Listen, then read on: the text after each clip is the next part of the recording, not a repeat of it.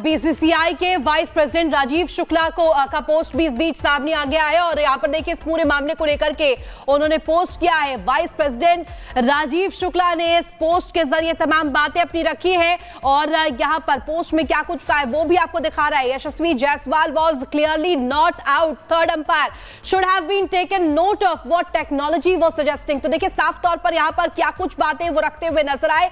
Bangladeshi umpire की तरफ से जो फैसला लिया गया वो किस तरीके से अब भारी उन पर पड़ता हुआ नजर आ रहा है। भारत की क्या हार यहां पर चाहते थे और बड़ा सवाल ये कि आखिर आउट दिया क्यों गया है। और इसके बाद देखिए अब जो हलचल है वो काफी तेज हो चुकी है, अब प्रतिक्रियाएं भी आ रही है। राजीव शुक्ला का भी पोस्ट अब हम आपको लगातार दिखा रहे हैं। मेलबर्न टेस्ट में यशस्वी जायसवाल के आउट पर विवाद अब देखिए छिड़ता हुआ नजर आ रहा है। फील्ड अंपायर ने यशस्वी को नॉट आउट दिया था, बांग्लादेशी थर्ड अंपायर जो थे उन्होंने फैसला बदल दिया। और आपको बता दें कि जो स्निकोमीटर है उसमें भी हलचल नहीं थी, लेकिन इसके बावजूद भी यह फैसला दिया गया थर्ड अंपायर द्वारा और इसी को लेकर के अब जो विवाद है वो गहराता हुआ नजर आ रहा है। बीसीसीआई के वाइस प्रेसिडेंट राजीव शुक्ला का पोस्ट इस बीच सामने आ गया है। यशस्वी जायसवाल आउट नहीं थे, साफ तौर पर राजीव शुक्ला ने यहां पर अपनी बात रखी है और कहा है कि जो फैसला लिया गया, जो ये डिसीजन लिया गया, ये कहीं ना कहीं गलत था, थर्ड अंपायर ने गलत फैसला दिया है। राजीव शुक्ला ने अपने पोस्ट में इस बात का जिक्र किया है, बांग्लादेश अंपायर की तरफ से जो भी फैसला था वो गलत था, वो बेईमानी थी।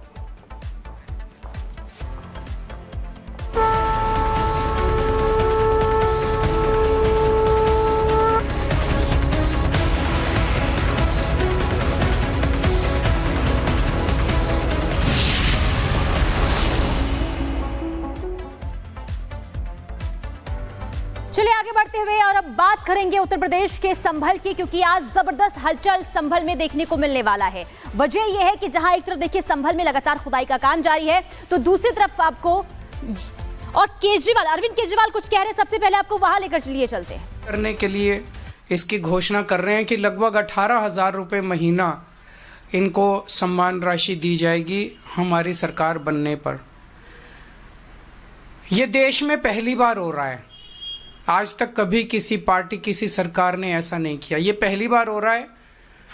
जैसे दिल्ली में हमने कई काम पहली बार किए, स्कूल अच्छे किए पहली बार किए, अस्पताल अच्छे किए पहली बार किए, महिलाओं के लिए बस यात्रा फ्री करी पहली बार करी। ऐसे ये पहली बार हो रहा है और मैं उम्मीद करता हूं कि भारतीय जनता पार्टी और कांग्रेस की सरकारें भी इससे सीख के अपने अपने राज्यों के अंदर पुजारियों और ग्रंथियों के सम्मान के लिए ऐसी योजनाएं लागू करेंगी। इस योजना का कल से रजिस्ट्रेशन चालू होगा। कल इस योजना का रजिस्ट्रेशन एक तरह से शुभारंभ करने के लिए मैं कनॉट प्लेस के हनुमान मंदिर जाऊंगा और वहां के पुजारियों का रजिस्ट्रेशन करके आऊंगा और उसके बाद दिल्ली के सभी मंदिरों और गुरुद्वारों में हमारे एमएलएज, हमारे कैंडिडेट्स, हमारे कार्यकर्ता पुजारियों का और ग्रंथियों का रजिस्ट्रेशन कल से फिर मेरे आरंभ करने के बाद पूरे दिल्ली के अंदर इसका रजिस्ट्रेशन चालू होगा। मेरी भारतीय जनता पार्टी से हाथ जोड़ के विनती है, जैसे उन्होंने पुलिस भेज के फर्जी केस करके महिला सम्मान को रोकने की कोशिश की लेकिन रोक नहीं पाए, हुआ रजिस्ट्रेशन, हो रहा है रजिस्ट्रेशन। उन्होंने संजीवनी योजना रोकने की कोशिश की, रोक नहीं पाए। इस तरह से ये कम से कम पुजारियों और ग्रंथियों की योजना को रोकने की कोशिश ना करें, बहुत पाप लगेगा। वैसे उन्होंने ऐसे ऐसे कर्म कर रखे हैं, पाप तो उनको लगेगा ही, लेकिन इससे और ज़्यादा पाप लगेगा, भगवान भी नाराज होगा।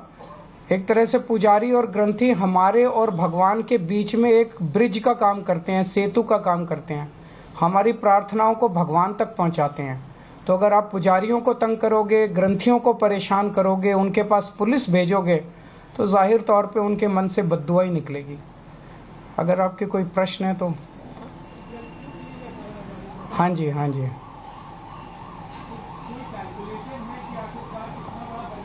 जो भी होगा उसकी चिंता मत कीजिए, पैसे की कमी नहीं होने देंगे। जब रजिस्ट्रेशन पूरा हो जाएगा तो बता देंगे कि कितने लोगों ने रजिस्टर किया।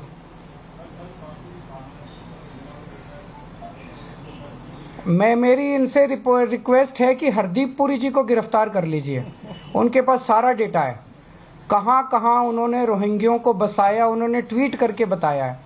ये इतनी मेहनत कर रहे हैं, जरूरत क्या है, नौटंकी क्यों कर रहे हैं? हरदीप पुरी जी के पास और अमित शाह जी के पास सारा डेटा है, कहाँ किस रोहिंग्या को बसाया, वहां उसको कर लो गिरफ्तार। ऐसी नौटंकी मचा रखी है, मतलब इन्होंने कोई देश चलाना थोड़ी है, सुबह से शाम तक नाटक करते रहते हैं ये लोग। बहुत बहुत शुक्रिया।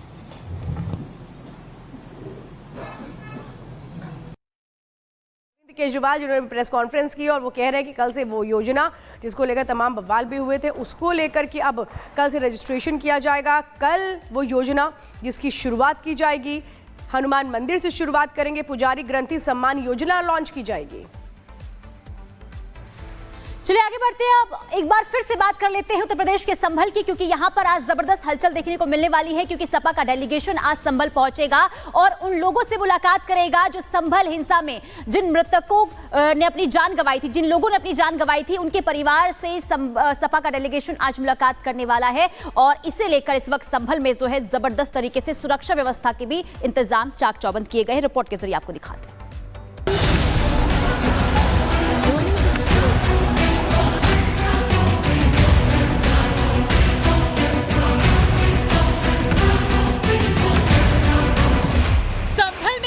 नवंबर के दिन हुई हिंसा में जो 4 लोग मारे गए उन्हें आरोपी बताया जा रहा है। बीजेपी और पुलिस ये दावा कर रही है कि ये लोग हिंसा वाली जगह पर थे, हिंसा कर रहे थे, इसलिए वो भागा दौड़ी और बवाल की चपेट में आए और मारे गए। तो सपा की नजर में वो पीड़ित है।